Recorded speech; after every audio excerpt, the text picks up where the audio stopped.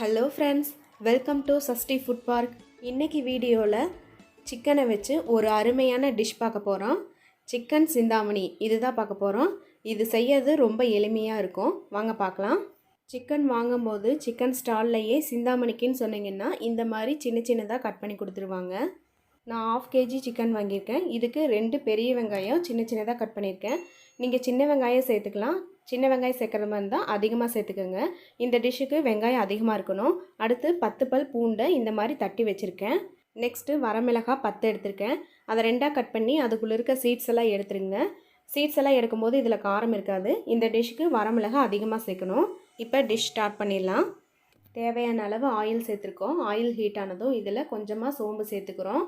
சோம்பு பொரிஞ்சு வந்ததும் நம்ம கட் பண்ணி வச்சுருக்க வெங்காயத்தை சேர்த்துக்கலாம். வெங்காயத்தை சேர்த்ததுக்கப்புறம் இதை வதக்கிக்கலாம். இது நல்லா வதங்கணுங்கிற அவசியம் இல்லை. கண்ணாடி பதம் வரையிலும் வதக்கினா போதும். வெங்காயம் இந்த அளவுக்கு வதங்கினா போதும். இப்போ இதில் நம்ம தட்டி வச்சுருக்க பூண்டை சேர்த்துக்கலாம். பூண்டை சேர்த்துட்டு இதையும் நல்லா வதக்கிக்கலாம். பூண்டு சேர்த்து ஒரு 30 செகண்ட்ஸ் வதக்கினா போதும். இதுக்கப்புறம் சீட்ஸ் எல்லாம் எடுத்துகிட்டு வச்சுருக்க வரமிளகாய் இதில் ஆட் பண்ணிக்கலாம். இந்த டிஷ்ஷுக்கு வரமிளகாய் அதிகமாக சேர்க்கணும். வரமிளகாய் சேர்த்துட்டு இதையும் நல்லா ஃப்ரை பண்ணிக்கலாம். இப்போ இதில் கொஞ்சமாக கருவேப்பிலை சேர்த்துக்கலாம். கருவேப்பிலை சேர்த்துட்டு இதையும் நல்லா வதக்கிக்கலாம். இந்தளவு வதங்கினா போதும். இந்த ஸ்டேஜில் நம்ம சிக்கனை ஆட் பண்ணிக்கலாம். ஏற்கனவே சிக்கனை 2-3 தடவை வாஷ் பண்ணி ரெடியாக வச்சுருக்கேன். அதை இதில் ஆட் பண்ணிக்கலாம். இதில் சேர்த்துட்டு எல்லா பக்கங்களையும் நல்லா வதக்கிக்கலாம். வதக்கினதுக்கப்புறம் இந்த சிக்கனுக்கு தேவையான அளவு உப்பு சேர்த்துக்கலாம். இது கூட கொஞ்சமாக மஞ்சள் தூள் சேர்த்துக்கலாம். இந்த டிஷ்ஷுக்கு தேவையான அளவு மிளகாய் தூள் சேர்த்துக்கலாம். உங்கள் காரத்துக்கு தகுந்த மாதிரி சேர்த்துக்கோங்க.